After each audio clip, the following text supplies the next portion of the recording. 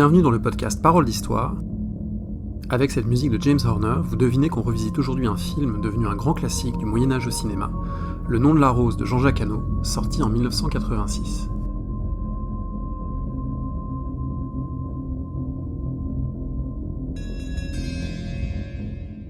Bonjour Elisabeth Lucet. Bonjour. Vous êtes chargée de recherche au CNRS, vous avez publié Crime, châtiment et grâce dans les monastères au Moyen-Âge, 12e, 15e siècle chez Brepols, et vous coordonnez, vous êtes l'une des coordinatrices du projet de recherche autour des enfermements comparés monastiques et carcéraux au Moyen-Âge et à l'époque moderne. Et on peut vous lire ce mois-ci, je crois, dans la revue L'Histoire. Oui. Vous signez un papier sur les crimes commis dans les monastères. Et puis j'en profite pour signaler la mise en ligne du web documentaire Le cloître et la prison, disponible gratuitement sur l'adresse cloîtreprison.fr. Il s'agit d'une des étapes du programme Enfermement qui propose, à travers une visite interactive de l'abbaye-prison de Clairvaux, d'explorer l'histoire des espaces de l'enfermement, donc l'enfermement volontaire dans les monastères, mais aussi les enfermements subis dans les prisons. Donc cloîtreprison.fr. Et donc, on comprend pourquoi j'ai pensé à vous, évidemment, pour parler du film de Jean-Jacques Hano, Le nom de la rose, puisque l'intrigue du roman d'Umberto Eco puis du film est autour de crimes commis, évidemment, dans un monastère.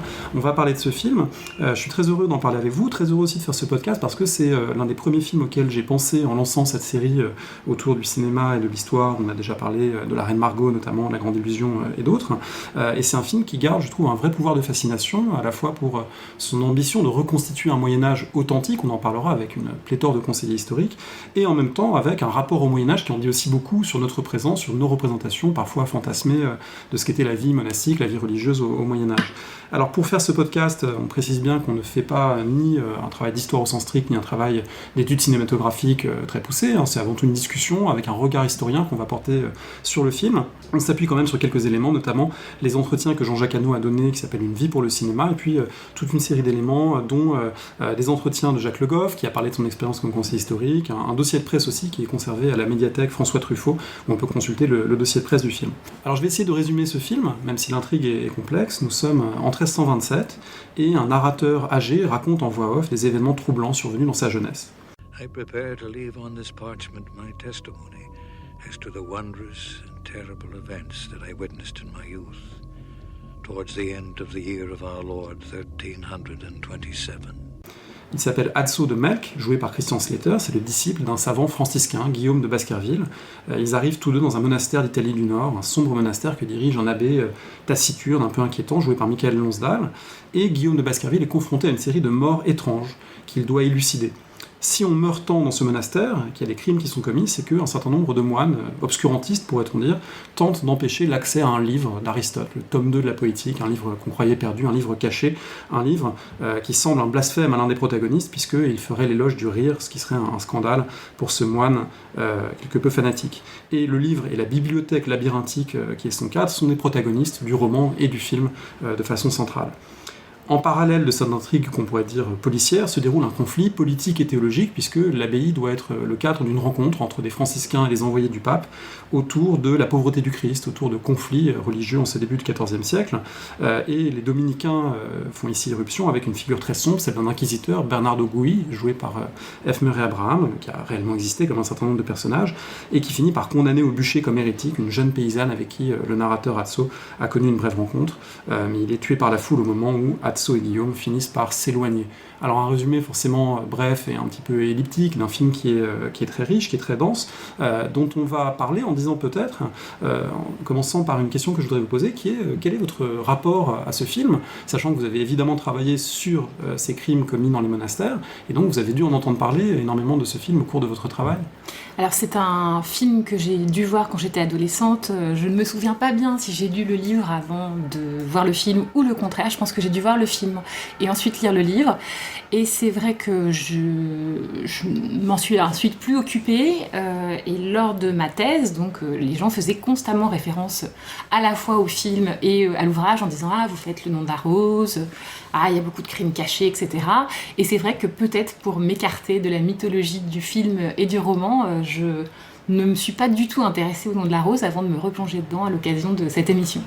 Alors on va donc essayer de voir pourquoi, en son temps, le nom de la rose a quand même été une affaire pour les médiévistes, quelque chose dans laquelle les médiévistes de premier plan se sont investis. Ça commence d'abord par le projet de Jean-Jacques Hano, le projet du cinéaste, qui est auréolé à l'époque, on est en 1982, du succès de La Guerre du Feu, qui était déjà un film historique et déjà une adaptation de romans très particulier, évidemment, et qui a un véritable enthousiasme pour le Moyen-Âge. Il a étudié, semble-t-il, en licence, c'est ce qu'il raconte dans ses entretiens autobiographiques, et dès qu'il lit une critique du nom de la rose dans le monde des livres, donc il faut toujours lire le monde des livres, eh bien il appelle, il prend des contacts pour essayer de racheter les droits à la RAI, la télé italienne qui avait les droits à l'époque, et il prend contact aussi avec Umberto Eco, et puis là commence une histoire assez rocambolesque, autant que l'un des producteurs a été assassiné, pas pour des raisons liées au roman ou au film, mais a été assassiné au cours de la production.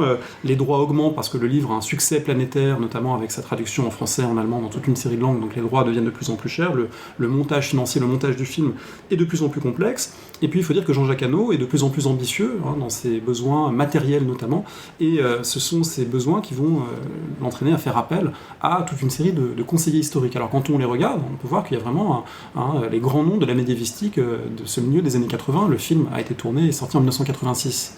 Oui, alors il semblerait que Jean-Jacques Hano ait d'abord demandé à Umberto Eco de l'aider pour le scénario.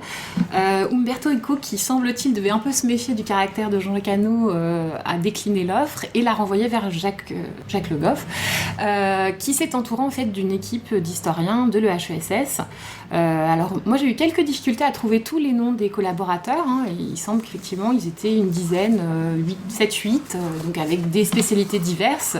Donc on peut citer Jean-Claude Schmitt sur la gestualité, on avait donc Perrine Mann sur les paysans, Jean-Claude Beaune sur l'architecture, Michel Pastoureau sur l'emblématique, les couleurs, etc. Françoise Piponnier comme archéologue aussi, si je ne me trompe pas. Oui.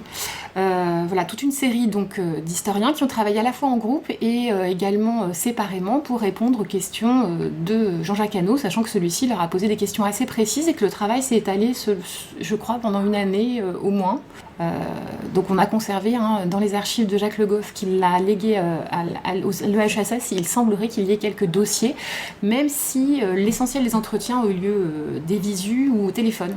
Alors ce travail, vous l'avez dit, il est avant tout sur des questions prosaïques, et c'était d'ailleurs intéressant pour les historiens, même si le rapport des conseils historiques avec le film n'a pas été très positif à l'arrivée, le scénario ne l'aura pas entièrement plu, en tout cas ce qui en a été fait dans la version finale qui a été tournée et mise sur les écrans, mais dans le travail lui-même, un certain nombre de conseillers ont déclaré, Françoise Piponnier, je cite, quand on nous demandait quelle était la forme d'un lit d'un bénédictin en 1324, nous comprenions que nous ne savions pas tout.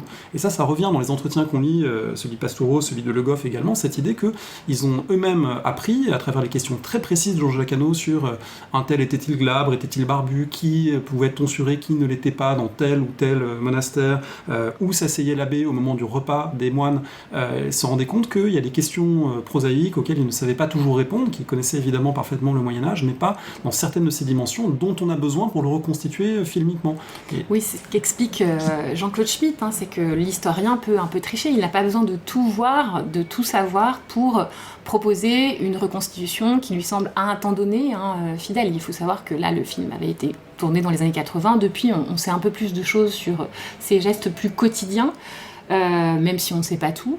Et effectivement, au cinéma, on montre tout, donc il faut pouvoir montrer des choses comme par exemple la tonsure. Alors Jean-Claude Schmitt raconte notamment que la tonsure, on sait que on ne sait pas quelle taille elle fait, on ne sait pas à quelle récurrence les moines se font tonsurer, est-ce qu'ils ne se rasent pas tous les jours, donc ils n'ont peut-être pas l'aspect glabre qu'on leur prête, alors que les laïcs et les ermites sont censés être barbus. Donc toutes ces questions, elles avaient une importance pour Jean-Jacques Hano, notamment parce qu'il voulait savoir s'il fallait encapuchonner tous les figurants ou s'il fallait les tonsurer, puisqu'il voulait quelque chose d'authentique. Alors, cette recherche de l'authenticité, on va en reparler, qui anime donc en tout cas les premières étapes du scénario. Il y a eu 17 versions du scénario, donc ça a été un travail considérable, avec des gros moyens aussi, il faut le dire, un budget à l'époque de 19 millions de francs, ce qui était considérable, ça paraît un peu dérisoire aujourd'hui à l'époque évidemment des films Marvel, mais à l'époque c'était considérable, ça a quand même permis un travail, notamment sur les décors, les objets. Jean-Jacques Hano a fait faire des anciens manuscrits, des livres manuscrits par des, je sais pas comment on pourrait dire, des des copistes contemporains pour qu'ils aient l'apparence du livre médiéval. Je cite Jacques Le Goff qui a donné un entretien au quotidien Le Matin en 1986 lorsqu'il a vu le film. Il dit « J'ai un mélange de satisfaction et de déception. C'est un film magnifiquement réalisé, très beau, qui transporte des idées très incarnées, mais il confesse en même temps, je cite, une certaine irritation due au changement dans le scénario initial, ce qui entraîne un mélodrame, une caricature. Je n'ai pas non plus aimé le happy end. » Et la question finale du journaliste était « Ne pensez-vous pas que ça donne une image noire et terrifiante du Moyen-Âge ?» Et Jacques Le Goff répondait « Je ne crois pas. Le film montre aussi cette passion pour la science et les livres, si caractéristique du XIVe siècle. » Donc un jugement, le voit balancer entre une forme de satisfaction que des questions complexes, liées au livre, liées au savoir, liées à l'Église, aient pu être portées à l'écran, et une forme d'insatisfaction devant les tournures un peu simplificatrices que Hannaux a fait subir dans la dernière version du scénario, celle qui a été tournée. Le tournage, c'est également les choix de casting. Alors, c'est quelque chose qu'on n'a peut-être pas en tête parce qu'on est très habitué à voir Sean Connery aujourd'hui comme ce personnage assez sage et vénérable avec une barbe et les rôles ultérieurs qu'il a pu avoir du père d'Indiana Jones, de Marco Remus, etc. Mais en fait, Sean Connery était assez has-been au milieu des années 80. Il sortait d'un échec avec un James Bond qui n'avait pas très bien marché, Jamais plus jamais en 1983. Il avait joué dans quelques films d'auteur, notamment avec Hitchcock ou Lumet, mais il n'était pas du tout associé à cela. Et pour tout le monde, lorsque le film est sur les écrans, c'est James Bond, et tout le monde se demande pourquoi James Bond est là. Umberto Eco, paraît-il, était ulcéré lorsque Hannaux lui a appris ce choix de casting. Il a fini par s'y rallier et par embrasser Jean-Jacques Hannaux lorsqu'il a vu le film en disant il est formidable, c'est le meilleur, etc. Mais initialement, c'est un choix qui a beaucoup fait discuter. On le voit lorsqu'on lit les articles de presse de l'époque, que les journalistes sont surpris de voir un Sean Connery qui joue en retenue, qui est capable de donner de la crédibilité à un franciscain. Encore une fois, c'est loin du James Bond. Deux autres choix de casting que je signale, c'est F. Murray Abraham, qui joue donc l'inquisiteur Bernardo Gui, qui apparemment a été absolument abominable sur le tournage, qui a été odieux. Il venait d'avoir l'Oscar du second rôle pour Salieri dans Amadeus de Milos Forman, et donc il répétait toute la journée qu'il avait eu un Oscar, qu'il n'avait pas se plié aux horaires du reste de l'équipe, qu'il faisait attendre tout le monde sur le tournage, et à la suite de cela, tout le monde a dit à quel point il avait été odieux. Il n'a plus beaucoup tourné après, ça a été un moment très très marquant dans sa carrière, lui-même l'a admis. Et le dernier personnage que je citerai, le dernier acteur, c'est Ron Perlman, qui joue le bossu Salvatore, dont on reparlera sans doute, qui était un acteur fétiche de Jean-Jacques Hannaux dès la guerre du feu, et qui aujourd'hui peut-être plus connu, puisqu'il a joué un chef de gang de bikers dans la série Sons of Anarchy, qui là trouve évidemment un rôle tout à fait emblématique. Alors ce film, il a un souci d'authenticité médiévale, également par la reconstitution de l'abbaye. Alors il y a beaucoup de gens aujourd'hui, enfin beaucoup je sais pas, mais il y a un certain nombre de gens qui, lorsqu'ils vont en Italie, cherchent l'abbaye du nom de la rose. En fait, on ne peut pas vraiment la trouver, cette abbaye. Elle est composite, et ce, dès le roman, elle est composite de plusieurs espaces différents. Oui, alors il fallait trouver une abbaye sur un éperon rocheux qui corresponde donc au roman, et de fait, les historiens ont proposé plusieurs abbayes qui pouvaient correspondre, mais qui n'ont pas plu, ou qui n'ont pas satisfait Jean-Jacques Hannaux, et donc cette abbaye, elle est un mix de plusieurs abbayes, et surtout donc il y a des scènes donc intérieures et extérieures qui sont filmées à l'abbaye d'Eberbach en Allemagne, mais ensuite le reste a été reconstitué en open set à une vingtaine de kilomètres de Rome. Voilà, dans une carrière où c'est Dante Ferretti, le grand décorateur qui était décorateur de Fellini, oui, de Scorsese, a fait reconstituer donc une tour qui ensuite a été détruite, donc on peut plus voir. Et dont le modèle est plutôt le château de Frédéric II, le Castel del Monte, qu'une abbaye. Donc on retrouve en fait le référentiel qui est celui pour les spectateurs du Moyen-Âge, à savoir le château. Il faut un château dans un film sur le Moyen-Âge. Donc là on a une abbaye forteresse qui opprime, domine le village paysan qui se trouve à ses pieds. Avec quelques autres référents qui se trouvent chez Umberto Eco, notamment la Rocca di San Leo que Umberto Eco connaissait bien, la Sagra di San Michele au nord de l'Italie, et puis également, ça a été reproduit par les décorateurs du film, le portail de l'abbaye. Oui. Il est inspiré d'un portail réel bien connu. Voilà, du portail de Moissac que Dante Ferretti a fait photographier sous tous les angles pour le reconstituer. Et ensuite, alors je ne sais pas si c'est la magie des effets spéciaux, mais le portail s'anime lorsque le jeune franciscain visite l'abbaye et qu'il est effrayé par ces portraits un peu grotesques de moines, de statues qui se confondent avec l'acteur qui joue Salvatore. Alors ce souci de reconstitution authentique, il est très vite brisé au cours du film par une statue très incongrue qui a beaucoup frappé à la sortie du film les gens qui étaient attachés à l'exactitude médiévale, puisqu'on voit le jeune Azzo de Melk donc prier une vierge, mais le gros problème c'est que c'est une vierge baroque du XVIe siècle et pas du tout une vierge médiévale, donc là apparemment c'était un imbroglio sur le tournage, il manquait de temps pour tourner retourné la scène, ils ont pris une statue qui n'était pas d'époque. La difficulté, c'est qu'en fait, ce film, le film et le roman ont généré une multitude de discours, donc selon ce qu'on lit de Jean-Jacques Hano à différents moments et de ce qu'on lit des historiens, il semble... Moi, j'ai aussi lu que la statue était dans l'église et qu'il était hors de question de la déplacer. Oui, tout le monde se renvoie un peu la balle de cette erreur. Et Jean-Jacques Hano aurait dit que personne ne s'en apercevrait, et de fait, lors des tests, les gens se sont levés en disant que c'était pas du tout une bonne statue. Alors ça nous amène évidemment sur un terrain qui est celui du rapport à l'histoire, et évidemment ce serait pas très intéressant si, comme historien, on ne regardait les films que du point de vue de l'exactitude matérielle pour savoir si c'est la bonne robe de bure, si c'est le bon capuchon, la bonne statue. Bon, évidemment, quand c'est très visible, ça peut être gênant, mais évidemment, il y a d'autres enjeux historiques derrière. Cette question de la manière dont le Moyen-Âge est mis en scène, on va y revenir. Juste avant, je voudrais dire un mot de la réception de ce film, qui a eu quand même un vrai succès. 5 millions de spectateurs environ en France, autant en Allemagne où il a été très très bien accueilli. Il a globalement eu un succès financier pour un budget de 19 millions de francs d'époque.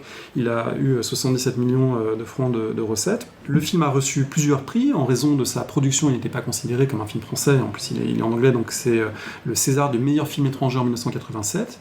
Il a également eu plusieurs équivalents italiens des Césars, ce sont les David di Donatello en 1987, meilleure direction artistique, meilleur costume et meilleure photographie. Et puis également, Sean Connery a reçu un prix en Allemagne, un prix britannique, les BAFTA Awards, comme meilleur acteur. Donc plusieurs prix qui confirment ce succès public, qui montrent que c'est quand même un film qui a été bien accueilli, on va dire, majoritairement. Du côté des critiques, c'était un petit peu plus mitigé. D'un côté, certains critiques l'ont bien accueilli. Le Monde a parlé d'un pari héroïque, impossible et magnifiquement gagné. Dans Positif, il était qualifié d'intelligent et somptueux. Dans François, Robert Chazal écrivait que c'était un spectacle grandiose et passionnant qui redonne au cinéma sa vertu majeure qui est celle d'abolir le temps. Et puis des critiques plus négatives. Olivier Séguret dans Libération qui parle d'un style parfaitement pompier, vaguement cuistre et bétonné. Et la critique sans doute la plus dévastatrice c'est celle d'Alberto Moravia, le grand romancier italien dans l'Espresso, qui dit que le film manque d'épaisseur, son monastère même entouré de brume et de brouillard est compliqué mais pas mystérieux, son procès inquisitorial nous laisse froid. Donc un accueil mitigé qui renvoie aussi peut-être au projet du film d'Hano, qui est lui-même un projet ambigu, puisqu'à la fois il s'empare d'un matériau très intellectuel qui sont les querelles théologiques du XIVe siècle, mais en même temps dans un film grand public avec des acteurs extrêmement reconnaissables, avec une vocation et un certain nombre de scènes qui visent aussi à ne pas aller vers la complexité la plus grande, mais vers du spectaculaire, et la fin de ce point de vue-là insiste sur une forme de happy end, de châtiment du méchant, avec l'aval, semble-t-il, d'Umberto Eco, qui a dit qu'il admettait que Bernardo Gui meurt à la fin du film, alors que dans la réalité, évidemment, ça ne s'est pas produit ni dans le roman. Donc un accueil un petit peu mitigé, parce que le projet lui-même est entre le film d'auteur et le film grand public, et finalement, il n'arrive à contenter peut-être personne de ce point de vue-là. Il semblerait que, oui, de toute façon, il était impossible d'adapter la trame narrative du roman, et donc on se restreint du coup principalement à l'intrigue policière, avec le mécanisme du whodunit, et donc il s'agit on est plus intéressé effectivement par cette intrigue policière, et même les quelques débats théologiques qui sont introduits sont constamment entrecoupés dans les plans. On voit les moines, le cardinal, la délégation pontificale au chapitre, et puis là tout de suite l'herboriste vient chercher les deux protagonistes. Donc, mais on arrive quand même à saisir quelques oppositions, même si la vision du Moyen-Âge est une vision un petit peu anachronique, ou en tout cas où on compresse des choses, on est dans un Moyen-Âge plus fantasmé que réel. Alors on parle ici du film, mais évidemment il faut peut-être dire quelques mots du livre, dire en tout cas pourquoi il est particulièrement compliqué à adapter, parce que ce n'est pas un livre ordinaire, c'est un livre qui a été conçu par Umberto Eco comme un jeu sur la langue et sur des modèles médiévaux, comme un livre découpé en journées et en heures canoniales, et donc faisant écho à des découpages et à une architecture d'ouvrages de type scolastique, et donc c'est pas du tout un ouvrage simple à adapter, puisque c'est en permanence un jeu sur les signes. Et donc ce jeu sur les signes, alors Hano l'a admis lui-même, il a dit qu'après avoir fait un film presque entièrement muet, La Guerre du Feu, il a voulu aller vers le jeu sur le signe, le jeu sur le livre, etc. Mais c'est quand même particulièrement compliqué d'adapter un tel livre au cinéma. Oui, puisque là dans le roman, la quête est d'abord la quête du sens, avant d'être la quête plus prosaïque, criminelle. Et donc c'est vrai que le film rabat un petit peu les choses sur l'intrigue policière. On est dans un thriller médiéval, et le but, même si au milieu du film on a la résolution d'un certain nombre de crimes, c'est de savoir qui est derrière cette série de crimes horribles. Alors Umberto Eco, d'ailleurs, a entre guillemets approuvé le film. Jean-Jacques Hano avait pris la précaution de dire que ce n'était pas une adaptation d'Umberto Eco, mais un palimpseste. Alors peut-être rappelons ce qu'est un palimpseste et pour expliquer le sens de cet intitulé. C'est donc un palimpseste, c'est une page de manuscrit sur laquelle on a réécrit et donc on devine encore le texte dessous. Donc c'est une interprétation, un intertexte d'un texte principal. Voilà, une appropriation de Jean-Jacques Hano plus qu'une adaptation, ce qui permet de dire que Eco reste Eco et que lui-même a fait son œuvre propre. Eco semble l'avoir approuvé, il a fait un seul article à la sortie du film dans lequel il dit qu'il se reconnaît à minima dans le film, en tout cas qu'il admet d'avoir son nom générique et que s'il ne l'avait pas admis, il aurait retiré son nom, donc ça vaut validation, même si ce n'est pas d'un enthousiasme débordant, on comprend qu'il a quand même maintenu une forme d'estime pour le travail d'Hano, même si lui-même aurait fait sûrement des choses différemment. Du côté des médiévistes, c'est un petit peu dur de savoir quelle était la réception. Il y a eu un compte-rendu dans Médiéval en 1987, dans la revue Médiéval, par François-Jérôme Bossard, qui évoque que c'est un excellent divertissement, que évidemment il y a des choses simplifiées, mais qui au moins se félicite que Scano n'ait pas complètement enlevé les questions théologiques. On peut trouver qu'elles ont peu de place, mais en même temps, c'était pas courant non plus au cinéma de mettre en scène les débats sur la pauvreté du Christ, donc ça a quand même frappé certains collègues, pensant que le film méritait d'être vu de ce point de vue-là. On a cité les réactions des conseillers historiques, comme Jacques Le Goff, qui avait été assez déçu par, la chute du film. Lui-même qu'il est furieux. Il est furieux. Il a vu le film en fait en Italie, donc avant sa sortie en France, et il est assez satisfait de la première partie, mais furieux de la suite. Donc je crois que les noms d'oiseaux ont jailli entre Hano et Le Goff, notamment parce que donc après avoir vu le film, Le Goff a été sollicité par la Société des historiens médiévistes pour parler du film auprès d'un cénacle fermé. Il s'agissait de parler aux médiévistes et il se trouve que donc il a expliqué cette expérience qu'il qualifié de malentendu à la fin. Il évoque même le fait qu'il ait demandé de retirer son nom du générique, alors qu'on retient toujours qu'il a été conseiller historique et pas ce désaccord profond. Et il se trouve que dans l'assemblée, il y avait donc le fils d'un des médiévistes qui était manifestement journaliste, et donc Le Goff lui a dit « Écoutez, vous pourrez dire ce que j'ai dit, mais pas avant la sortie du film, et l'article est paru. » Et donc Hano a ensuite appelé Le Goff en étant furieux, en lui expliquant que les universitaires ne comprenaient rien à la création. Et c'est ça qui est intéressant, c'est qu'à la fois on a de la part d'Hano un fétichisme des réalia, de ce qui fait réel, de ce qui fait authentique, les pages des manuscrits. Il faut que le bol soit de la bonne forme, la tonsure exacte. Il insiste sur l'habit des franciscains qui a été tissé en laine, donc au Maghreb, et pas avec une machine industrielle, etc. Et en même temps, une vision complètement fantasmée du Moyen-Âge. Donc on est dans l'impossible reconstitution, et sans doute ce qui explique le malentendu entre l'équipe des conseillers et puis le réalisateur. Alors ça explique aussi probablement pourquoi les médiévistes aujourd'hui, qui, moi j'ai pu poser la question, sont un petit peu partagés sur le film. J'ai fait un sondage à haute valeur scientifique, évidemment, sur Twitter, pour demander si ça donnait, selon les collègues, une image juste du Moyen-Âge ou une image faussée. Alors tout le monde s'accorde à dire que c'est globalement un bon film, il y a une petite minorité qui n'aime pas le film, mais majoritairement les gens aiment ce film. En revanche, c'est assez partagé, à peu près 45% des gens qui ont répondu pour dire qu'ils trouvaient que l'image était juste, et 45% qui pensaient l'inverse. L'image juste, si on essaie de réfléchir aux raisons pour lesquelles on dirait cela, malgré évidemment les fautes, les erreurs qu'on peut y voir. Alors c'est moins les fautes que les amalgames ou le travail de compression, de simplification. Alors qui n'est pas qu'un moyen, c'est pas que de la simplification, c'est un Moyen-Âge fantasmé qui insiste sur une justice qui serait uniquement une justice d'église, fanatique, obscurantiste. On est dans le Moyen-Âge comme double inversé de notre civilisation. Sombre repoussoir, comme écrit Jérôme Bachet. Sombre repoussoir, oui. Tout à fait. On est vraiment dans ce que décrit Jérôme Bachet sur l'ambivalence. Et en même temps, par opposition à l'autre formule qu'il utilise dans l'introduction de son livre sur la civilisation féodale, c'est le naïf refuge. C'est aussi, à mon avis, ce qui fait la valeur du film et ce pourquoi certains collègues y sont malgré tout attachés, c'est que malgré tout, on n'a pas ce Moyen-Âge de rois, de chevaliers et de châteaux, même si ça ressemble à un château, on est quand même hors de l'univers chevaleresque et de ces codes les plus éculés, pourrait-on dire, depuis Ivanhoé, qu'on a l'habitude de voir sur les écrans, de Robin des Bois et les autres, et de Croisade. Là, on est quand même dans un univers, dans une transposition de choses qu'on n'a pas l'habitude, qu'on a peut-être moins l'habitude de voir mise en scène, et du coup, cette ambition-là, je pense qu'on a un certain nombre quand même à considérer que l'effort est là, même si la réalisation peut-être est discutable ou critiquable. Oui, et puis il y a des choses qui sont intéressantes quand on voit que le bénédictin Salvatore empêche de rentrer un des franciscains qu'il prend pour un pauvre. Ça permet, semble-t-il, je pense, d'introduire auprès notamment des étudiants, des élèves à qui on pourrait montrer le film, les débats et les querelles très fortes qui agitent l'Église au XIVe siècle, puisque pour réexpliquer un petit peu les choses, donc la scène se passe dans un monastère bénédictin. Donc les bénédictins, ce sont les moines qui suivent la règle de Benoît, une règle donc du VIe siècle, et qui ont fait vœu de pauvreté, mais au sens collectif. C'est-à-dire qu'ils ne possèdent rien en propre, mais l'abbaye en tant que telle peut posséder des choses. Au XIIIe siècle émerge un nouveau type d'ordre qu'on appelle les ordres mendiants, et auxquels ça se rattachent les franciscains et les dominicains, qui eux font un choix plus extrême, qui est de prôner la pauvreté à la fois collective et individuelle. Donc les franciscains ne possèdent rien en propre et rien collectivement. C'est-à-dire que leurs couvents leur sont prêtés par le biais d'un système de procuration, etc. Mais ils prônent en fait un retour à la vie évangélique en reprochant donc aux bénédictins et notamment à ceux qui sont les figures les plus emblématiques, les clunisiens, les cisterciens, leur richesse.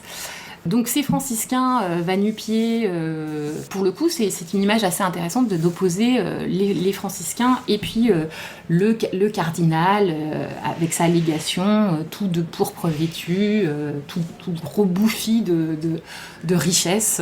Pour aller dans ce sens, je cite Jean-Jacques Hano qui explique qu'il a fait ses choix de casting pour correspondre effectivement à ce clivage que vous décrivez.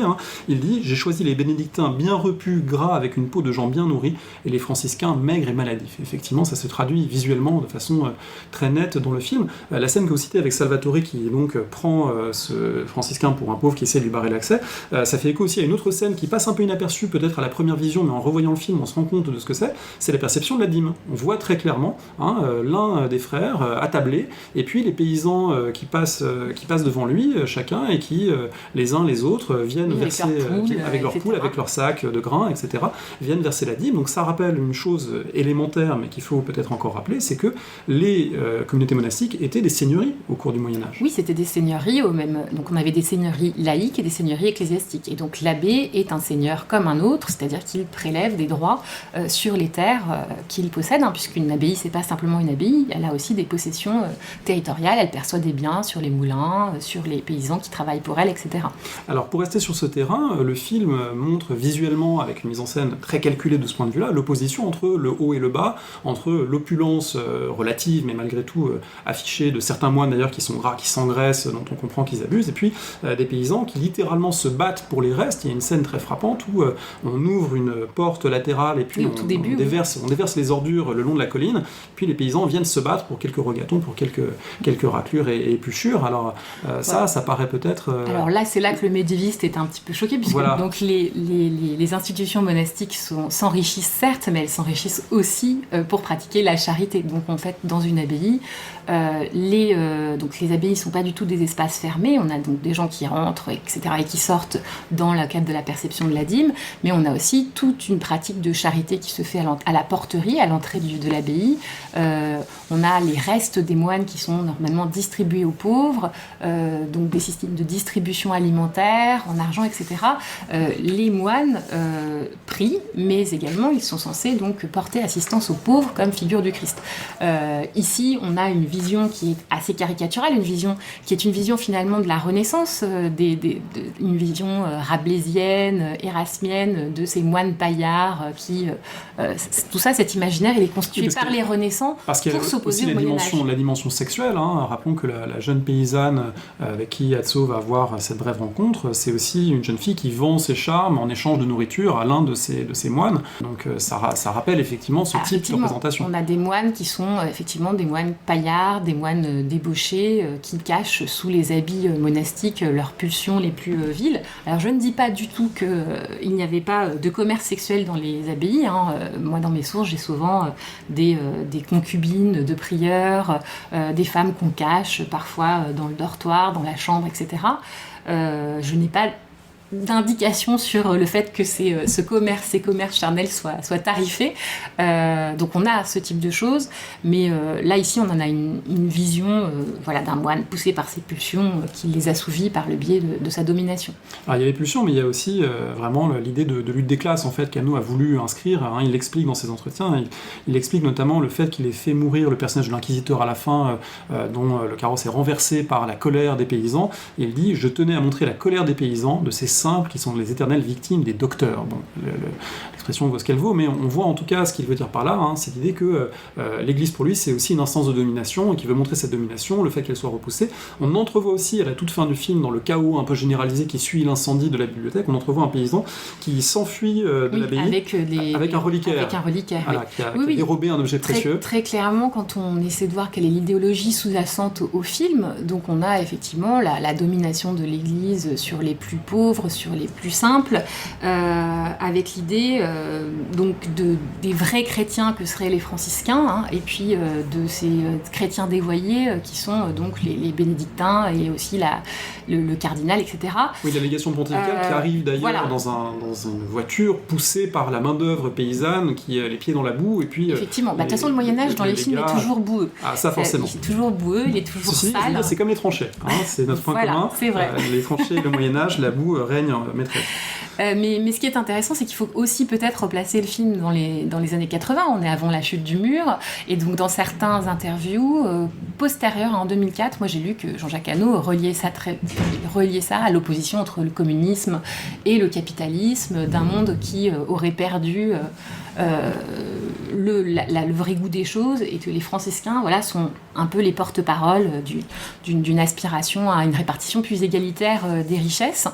Et puis si on regarde un petit peu la scène du débat dans la salle du chapitre, François-Ami de la Bretèque parle d'un plan qui ressemble un petit peu au grand procès de Moscou. Il y a aussi quelque chose qui est de l'ordre de la dénonciation maladroite du totalitarisme, l'autodafé, les livres qui brûlent, ça fait forcément penser aussi aux autodafés des nazis.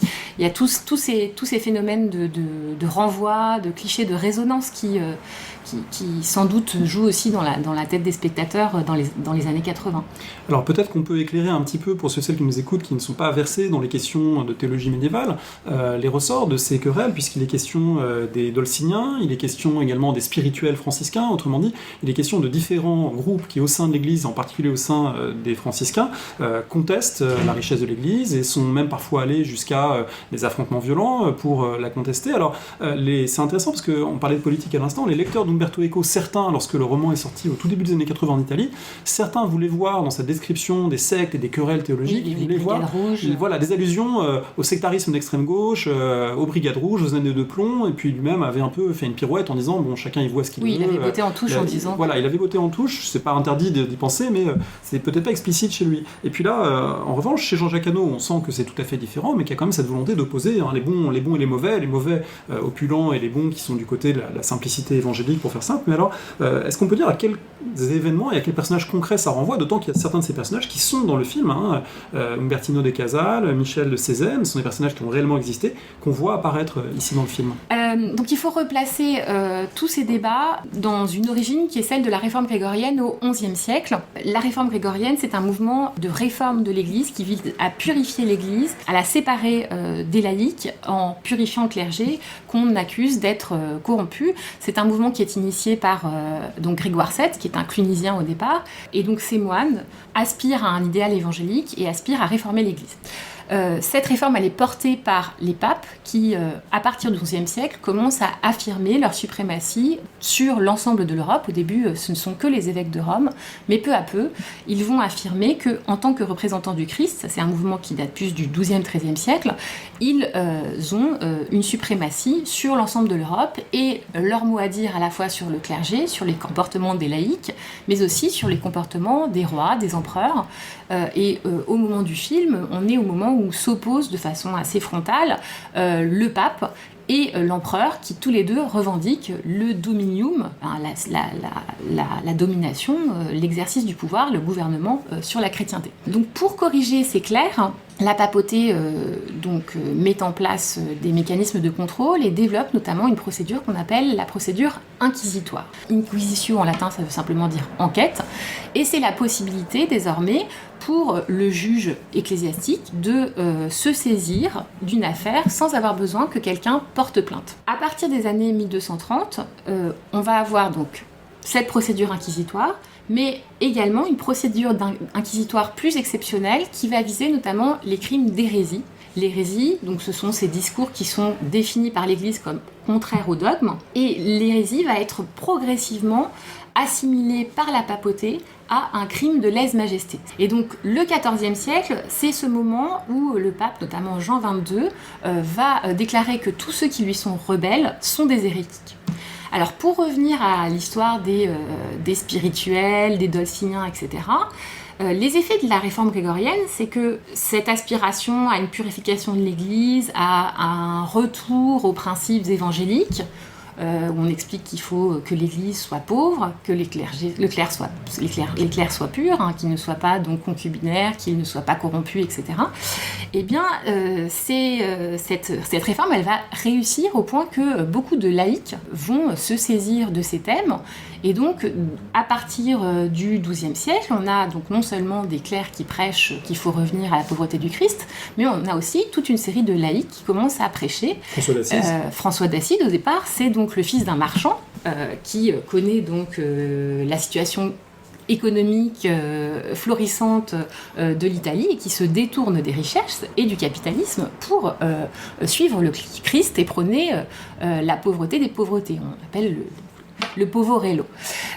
Et donc parmi ces laïcs qui se mettent à prêcher, on a donc certains personnages historiques comme Fra Dolcino, qui est un donc laïc, qui lui va être beaucoup plus radical que d'autres, c'est-à-dire qu'en expliquant que l'Église est beaucoup trop riche et avoir des propos assez révolutionnaires pour finir sur le bûcher.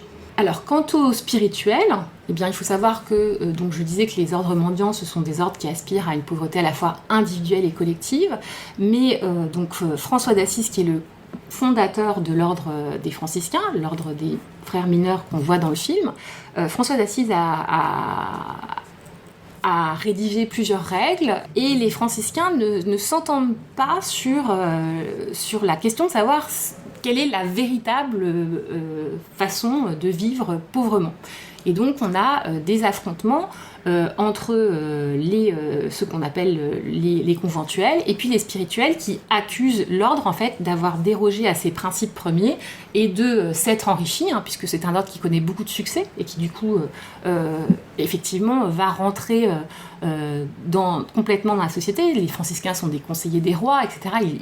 De leur point de vue de départ, ils étaient marginaux et puis ensuite ils rentrent dans cette société et donc on les accuse de leur succès, hein, c'est-à-dire qu'on a des spirituels qui du coup veulent revenir à un mode de vie plus pauvre et qui contestent les évolutions de l'ordre. Alors on comprend que ces affrontements dans le film sont sous-jacents.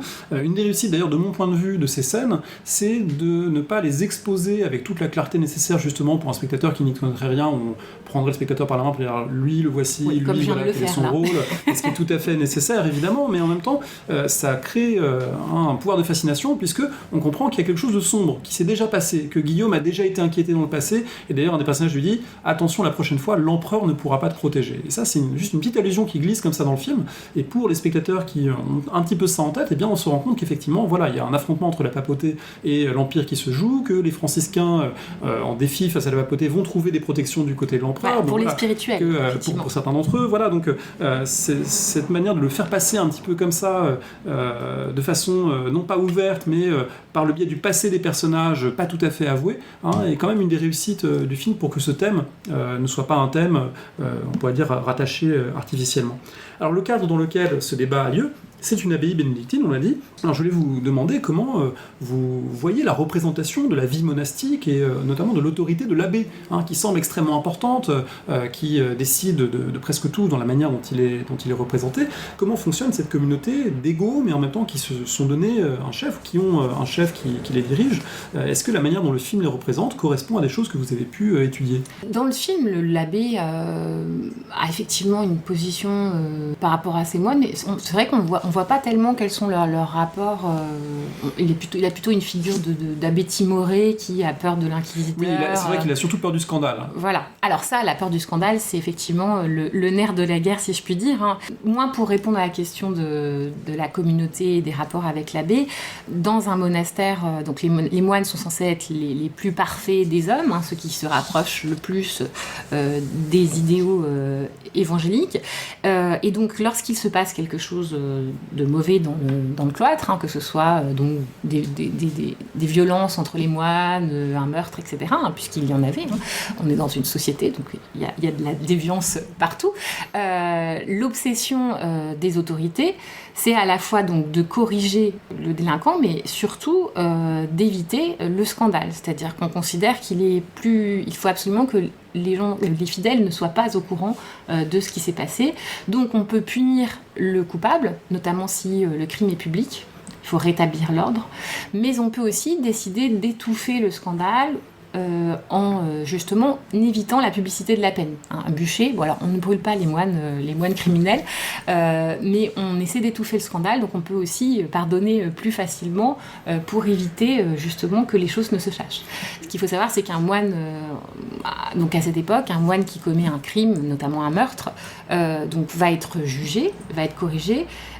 Et pendant longtemps, on a expulsé les membres indésirables, mais à partir justement du XIIe, XIIIe siècle, on se dit que tout ça n'est pas très raisonnable parce que ces moines vagabonds en fait propagent le scandale parmi la population, et donc on préfère changer ces moines de place, hein, les transférer et surtout les mettre en prison, parfois à perpétuité dans les murs du monastère.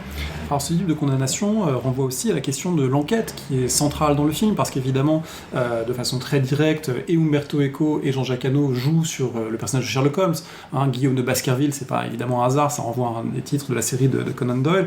Dans le film, on entend même Sean Connery dire « élémentaire, mon cher Atso ». My dear Agile, it's elementary.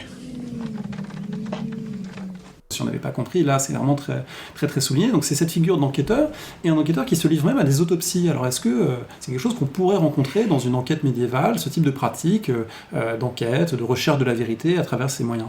Alors, les expertises médico-légales commencent à être attestées en Italie du Nord, donc on est pile dans le cadre du film, à partir de la fin du XIIIe siècle et du début du XIVe siècle. Mais ces expertises médico-légales, elles ne sont pas pratiquées par des moines qui n'ont pas le droit normalement d'exercer la médecine. Donc c'est plutôt pratiqué donc, par des chirurgiens, des barbiers chirurgiens, et ceux qui interprètent, ce sont les médecins, mais qui, eux, ne vont pas forcément toucher les corps. On a une répartition des tâches. Parfois même, on a le rapport du barbier chirurgien, et les médecins, en fait, ont une approche universitaire, c'est-à-dire qu'ils vont faire leurs déductions à partir du rapport écrit, sans regarder le corps. Et bon, ces expertises médico-légales, elles se développent pour les cas d'empoisonnement, puisque je me suis renseignée sur la question. Hein, donc c'est Franck Collard qui a travaillé sur le crime de poison et qui a un petit peu regardé si ça existait, ce type d'expertise. Alors, pour rappeler, évidemment, si vous n'avez pas vu le film, on le gâche un peu la fin, mais que l'intrigue tourne autour d'un livre empoisonné, qui est d'ailleurs quelque chose qui sera repris ensuite dans La Reine Margot, où on trouvera ce même thème du livre empoisonné, le livre qui empoisonne celui qui le lit parce qu'il tourne les pages et porte le doigt à sa bouche, et la salive donc transmet le poison. Alors là, donc, le crime de poison... Les savoirs toxicologiques existent, mais ce sont des savoirs livresques, hein, qui ne correspondent pas forcément à ce que l'on peut observer. Donc on cherche des signes extérieurs, on peut ouvrir les corps pour voir le trajet, essayer de détecter les substances, mais pour ce qui est des empoisonnements devant les abbayes que pour le coup sur lesquels j'ai des sources, le plus souvent ce sont plutôt les coupables qui avouent, ou ce qui attire le soupçon, c'est plutôt la mort subite de l'abbé ou du moine. On dit, bon, voilà, on a des chroniques, on nous dit, bon, il allait très bien un tel jour, le lendemain il était malade, le troisième jour il est mort, c'est quand même bizarre. Mais on a du mal à... on a des suspicions d'empoisonnement, mais ensuite ce qui va permettre de déterminer si oui ou non le moine est coupable, c'est l'aveu. Donc moi j'ai parfois des sources qui émanent des criminels où ils avouent effectivement avoir mélangé au remède de l'abbesse ou de l'abbé quelque chose, ou à l'alimentation, hein, généralement. Alors l'aveu souvent obtenu au Moyen-Âge par la torture, on voit dans le film l'inquisiteur Bernardo Gui déployer la menace de la torture pour faire avouer des choses qui n'ont pas été commises à l'un des moines qui d'ailleurs ne sait pas ce qu'il doit avouer mais avoue quand même. Since the verdict of the Inquisition has been disputed by Brother Williams, we are obliged to extract the prisoner's confession to murder. Take him to the forge and show him the instruments. I'll confess anything you want, but don't torture me. On avait reçu à ce micro Faustine Aran qui a consacré sa thèse à la torture médiévale, qui montre évidemment que les procédures sont plus complexes, que le recours à la torture n'est pas systématique, mais est-ce que c'est quelque chose qui est envisageable de torturer un moine, ou est-ce que la justice ecclésiastique n'a pas recours à ces procédés ? Alors ça n'est en théorie pas possible, et je ne l'ai pas rencontré dans les sources qui émanent des enquêtes. Pour revenir un petit peu sur l'enquête, ça va pas être effectivement Sherlock Holmes au monastère. L'enquête, elle est spécifiquement faite, on convoque les moines et ensuite on les interroge et en fait on fait des dépositions et on confronte ensuite les accusés aux dépositions. Et donc là, soit ils avouent, soit ils nient, et à ce moment-là, on passe dans d'autres procédures, celle qu'on appelle la compurgation canonique. Le moine doit trouver plusieurs compurgateurs qui attestent de sa bonne renommée, et si cela échoue, il est jugé coupable. Pour revenir à la question de la torture, donc moi je n'en ai pas rencontré dans la documentation que j'ai pu consulter, mais en revanche, parfois, dans les plaintes qui sont adressées au pape par certains moines criminels qui disent croupir en prison, ils expliquent qu'on a employé la torture, non, pas du tout beaucoup. Certains invoquent la torture qui a été employée contre eux. Mais dans ces plaintes adressées au pape, on a souvent la figure de l'abbé tyrannique. C'est un des leviers utilisés par les moines pour contester l'autorité de leur abbé.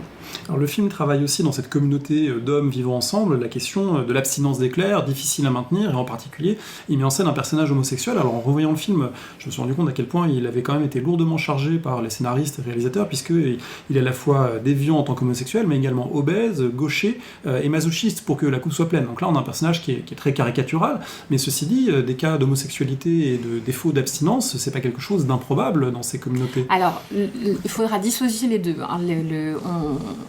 On a effectivement ce qu'on appelle l'incontinence, les gens qui ne sont pas continents, qui ne respectent pas leur vœu de chasteté.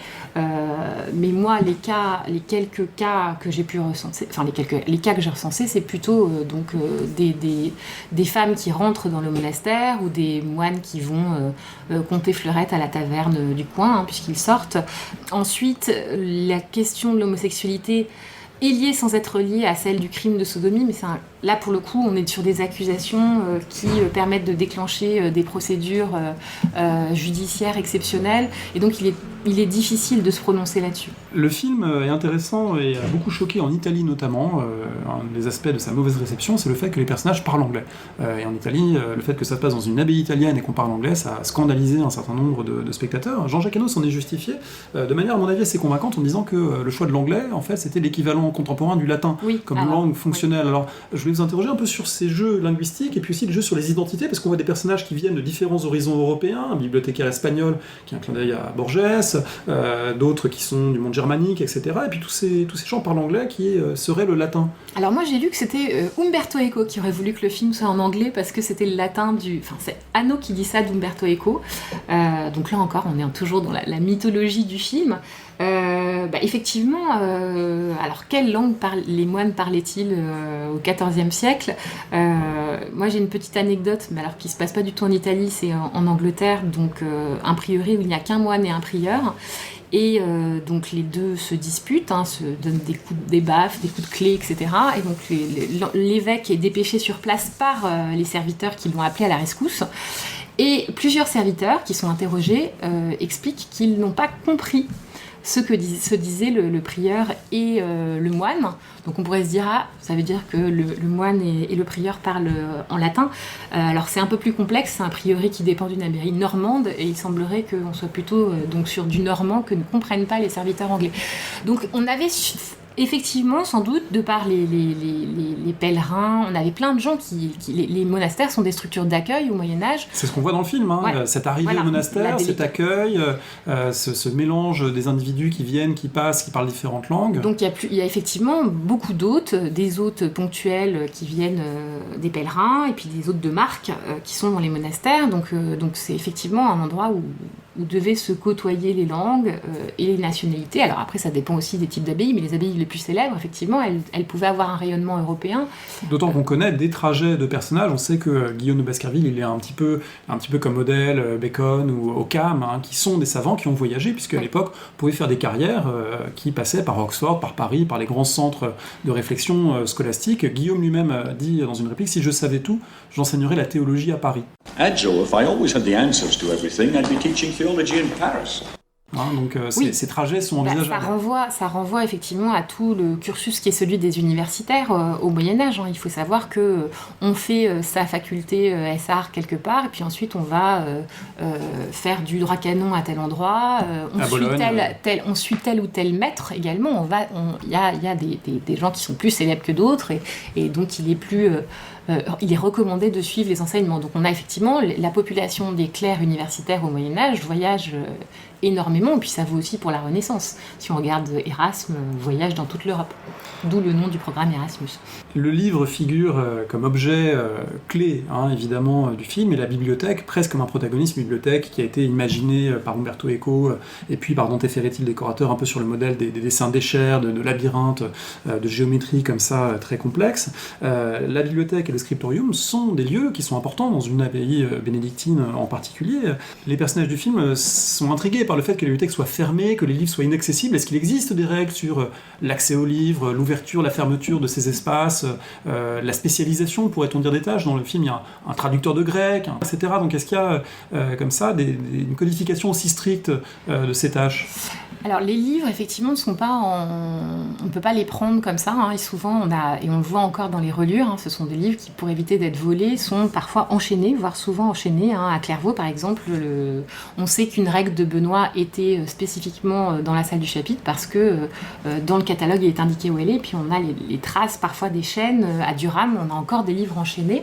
Et donc, il s'agissait effectivement d'éviter les vols. Alors après, il ne faut pas penser les moines comme étant repliés sur un savoir caché. Il y a un bouquin qui est paru en 2013 de Sophie Page qui a analysé la bibliothèque de Saint-Augustine de Canterbury et qui a montré que c'était on savait déjà que c'était un fonds dans lequel on conservait le plus de livres sur la magie. Mais elle a analysé comment étaient arrivés ces livres dans la bibliothèque, et elle montre que ce sont les moines, alors qui les copient, mais surtout qui donnent ce savoir. Les moines sont très intéressés par la magie, même s'ils n'ont pas le droit, il y a des interdits. Mais entre l'interdiction de pratiquer la médecine, l'interdiction d'étudier la magie, eh bien on voit que ces moines connaissent ces manuscrits, les lisent, sans doute parce que cette abbaye est une abbaye exempte, c'est-à-dire qu'elle dépend directement du pape, donc elle est un petit peu retirée par rapport au pouvoir épiscopal.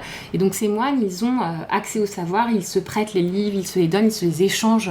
Les livres sont une source de savoir qui circule au Moyen-Âge. Et donc c'est souvent intéressant dans un manuscrit de savoir qu'il a circulé, effectivement, parfois... Il n'a pas été comme ça enfermé. D'ailleurs, les personnages disent bien que c'est exceptionnel, que justement là, il y a quelque chose, ça cache quelque chose, cet accès impossible au livre. Alors le film, évidemment, a d'un côté, on l'a dit, ce souci d'authenticité, mais il ne peut pas s'empêcher de retomber malgré tout sur un certain nombre de clichés médiévaux. On en a déjà évoqué certains, comme ces paysans misérables qui se battent pour des restes de l'abbaye. Il y a également le procès en sorcellerie qui est mis en scène avec cette idée que les sorcières seraient comme ça, cette figure que traquent les inquisiteurs. Or, on a eu l'occasion de le dire aussi à ce micro, c'est beaucoup moins une réalité médiévale qu'une réalité de l'époque moderne. Les grands manuels d'inquisition contre la sorcellerie, le marteau des sorcières, c'est les années 1480, c'est une réalité plutôt plus tardive. Donc, quel regard vous portez sur les versants sombres, disons, qui sont mis en scène dans ce film du Moyen-Âge? Mais c'est ce que je disais précédemment. On a, en fait, le Moyen-Âge est un Moyen-Âge qui est un Moyen-Âge romantique, très issu du roman gothique. Si on pense à la figure de Salvatore, le bossu. C'est à la fois en fait, on a tout un intertexte hugolien, c'est le bossu, c'est Quasimodo. La scène du bûcher, elle renvoie à la scène d'Esmeralda sur le pilori avec Quasimodo à ses genoux. Donc, par-delà l'affirmation répétée de Jean-Jacques Hano sur le réalisme et l'authenticité, en fait, on a l'impression qu'il a travaillé un matériau dont il voulait qu'il soit authentique pour ensuite travailler une matière et faire un travail de création qui renvoie à un Moyen-Âge qui est moins celui qu'on peut connaître que toujours ce Moyen-Âge romantique, obscur, obscurantiste et un peu fanatique. Oui, on pourrait parler d'ailleurs des choix de lumière du film, et des choix de la palette chromatique extrêmement sombre, du choix de nimber dans la brume régulièrement les extérieurs, qui renvoient évidemment à un même type d'imaginaire. Voilà, avec aussi des choix de caméra au ras du sol, alors qui accentuent la verticalité, mais qui montrent un peu des hommes écrasés. On a un univers, en fait, assez sale, assez obscur, obscurantiste, fanatique. L'Église est forcément une institution d'oppression. Sauf Guillaume qui incarne la raison, l'enquête. Mais il est bien seul. Lorsqu'il arrive, il déballe ses instruments scientifiques et il s'interroge très vite sur pourquoi cette tombe a été fraîchement creusée, qu'est-ce que ça veut dire, un esprit déductif. Et il incarne en même temps une forme de désintéressement personnel. Il n'est pas touché par les passions humaines, il explique que l'amour, c'est l'amour de Dieu qui compte pour lui. Donc il sauve quand même cette Église médiévale en partie. Alors, le double inversé il y a plusieurs doubles inversés dans le film. Guillaume s'oppose à la fois donc au bibliothécaire fanatique et à l'inquisiteur fanatique, et pour rétablir un petit peu la mémoire de Bernard Guy s'il est besoin, et montrer que tout procès inquisitorial ne se termine pas par un bûcher. On a conservé le livre des sentences de Bernard Guy, également son manuel où il explique comment justement la procédure doit être encadrée, et si on regarde la proportion de gens qui finissent punis de la peine capitale, c'est 6% des sentences sur un très grand nombre de procès. Donc il s'agit dans cette construction effectivement de promouvoir la figure éclairée de Guillaume, même si là on a quelques simplifications ou divergences par rapport au roman, puisque dans le roman Guillaume ne prend pas parti lors du procès, il ne s'oppose pas à la figure de l'inquisiteur. Pour finir, est-ce que dans ce film, il y a des scènes qui vous auraient plus particulièrement frappé, soit parce qu'elles pourraient avoir un usage pédagogique, on évoquait tout à l'heure peut-être des professeurs qui pourraient montrer telle ou telle scène et la commenter, soit parce que vous trouvez qu'elle fonctionne historiquement, ou au contraire qu'elle fonctionne pas du tout. Est-ce qu'il y a des choses que vous voudriez ressortir de ce film ? Moi j'aime bien la scène de la salle du chapitre avec ce jeu sur les couleurs, les bruns des bénédictins, le blanc et le noir des dominicains, le beige des franciscains, puis la pourpre cardinalis. Je trouve que ça permet visuellement de montrer la hiérarchie interne à l'Église, mais aussi la hiérarchie sociale, la manière dont on les habille. C'est quelque chose, l'uniforme, permettait aussi de distinguer les gens. Donc je trouve que c'est assez intéressant pour introduire toute la complexité de l'Église, mais aussi la hiérarchie. J'aime bien aussi la scène du portail de Moissac qui s'anime, mais plus parce qu'elle me semble emblématique de tout ce fantasme du Moyen-Âge gothique, avec ses gargouilles qui ressemblent un petit peu à celle de Notre-Dame, et ce côté un peu effrayant, parce que à la fois très éloigné et en même temps familier du Moyen-Âge. Est-ce que pour finir, vous auriez un conseil de lecture que vous voudriez partager avec les auditrices et les auditeurs, qui peut être évidemment un prolongement des choses qu'on a abordées, ou plus largement en histoire médiévale ou d'autres éléments que vous voudriez partager ? Alors il y a évidemment plein de travaux sur la justice. Bon, on peut citer le dernier livre de Justine Aran sur la torture, le Condamné à mort de Claude Gauvard, et puis après sur des choses sur le crime de poison, donc l'ouvrage de Franck Collard. Il y a plein de lectures qui peuvent venir compléter la lecture du roman, et puis aussi le visionnage du film. On va rappeler qu'on vous conseille, si vous ne l'avez pas fait, de lire le roman d'Umberto Eco, qui est un vrai tour de force de pastiche médiéval, tout en étant un roman authentiquement intéressant. Merci beaucoup. Merci.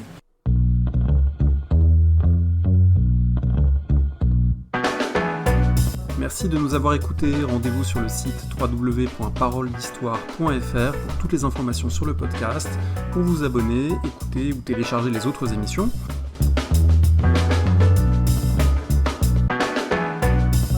La discussion se poursuit aussi en ligne, notamment sur Twitter. Vous pouvez poser des questions @paroledist, et à bientôt pour un prochain épisode.